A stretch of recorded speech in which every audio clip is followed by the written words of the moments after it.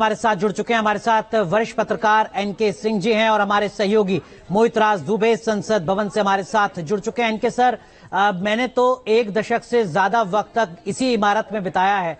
आपका मुझसे कई गुना ज्यादा लंबा अनुभव रहा है। ये वही भवन है जो अब इतिहास बनने जा रहा है, लेकिन इस भवन ने देश की सियासत को बहुत कुछ दिया है। कैसी यादें आपकी?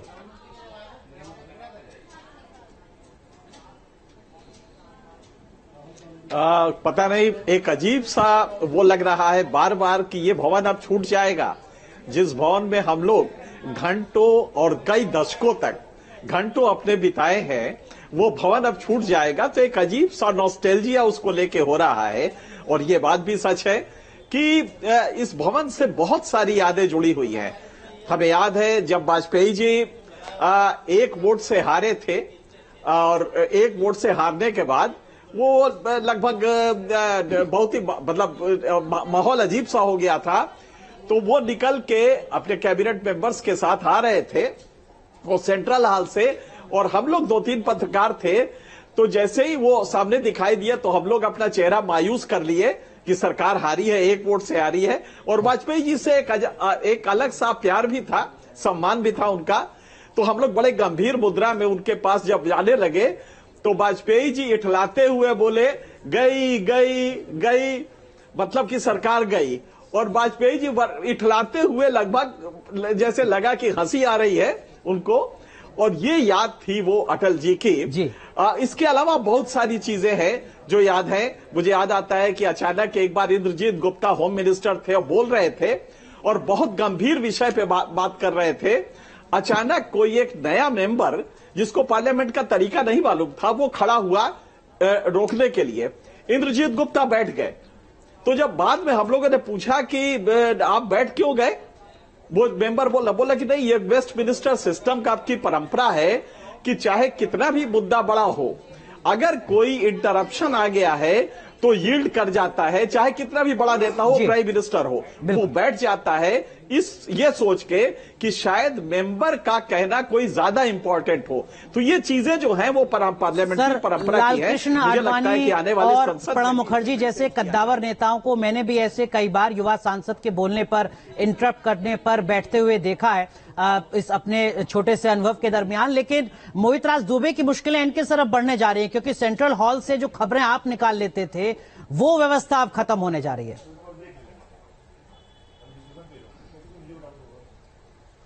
बिल्कुल, अनुराग आपने बहुत बड़ी बात कही है। और यही मोहित मैं आता हूं आपके पास, पहले एनके सर से उनका अनुभव जान लें। वो आप क्या करेंगे? जी एनके सर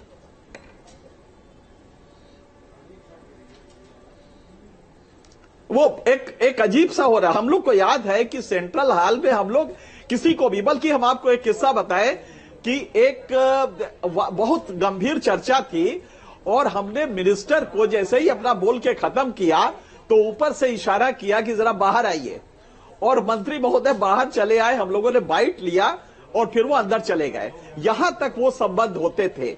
आज जो बदल रहा है वो ये है कि इस भव्य इमारत में रिपोर्टर्स, वो सेंट्रल हॉल की जो व्यवस्था थी जिसमें हम लोग भी खाना पीना खाते रहते थे, नेताओं से बात करते थे, लगभग घुल मिल के।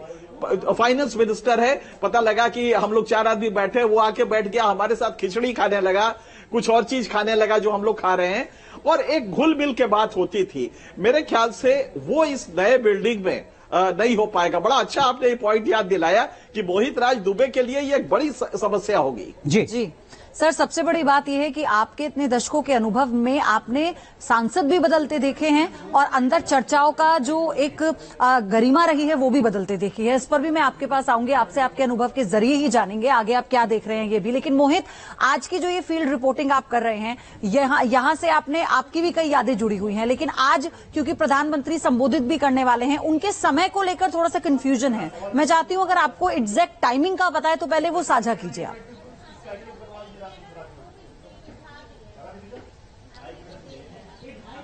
देखिए, ये कहा जा रहा है कि प्रधानमंत्री नरेंद्र मोदी अभी थोड़ी देर में संसद भवन पहुंचेंगे और सबसे पहले वो मीडिया से मुखातिब होंगे। प्रधानमंत्री नरेंद्र मोदी स्पेशल मीडिया से बातचीत करेंगे और आगे के एजेंडे को लेकर वो बताएंगे कि किस रूप में, किस तरीके से ऐतिहासिक विशेष सत्र ये चलने वाला है। लेकिन लगातार देखिए जिस तरीके से एनके सर की बात हो, तरीके से वो कह रहे हैं कि सेंट्रल हॉल जो है अब नए संसद भवन के भीतर नहीं है। तो आपको ये हम बताना बिल्कुल उचित इस वक्त मैं समझूंगा कि जो अभी पुराना सेंट्रल हॉल है उसमें मीडिया कर्मियों को जाने पर प्रतिबंधित है, रोक है। मौजूदा सूरत हाल में हम वहां नहीं जा सकते हैं। इसके अलावा कल हमने एक्सक्लूसिव फारूक अब्दुल्ला से बातचीत की, वो भी चिंता जाहिर कर रहे थे कि आखिर संसद भवन में सेंट्रल हॉल क्यों नहीं है। तो कहीं न कहीं जो तमाम विपक्षी दलों के नेता हैं, तमाम जो नेता हैं, वो ये कह रहे थे कि सेंट्रल हॉल होना चाहिए। लगातार वो सवाल उठाते रहे, लेकिन सबसे बड़ा सवाल यही है कि आज संसद के भीतर होगा क्या। राज्यसभा लोकसभा के भीतर आज देखिए जो है 75 सालों का जो अनुभव है, संविधान सभा से लेकर 75 साल जो अभी तक बीते हैं, जो चर्चा हुई है, वो संसदीय यात्रा के मद्देनजर जो है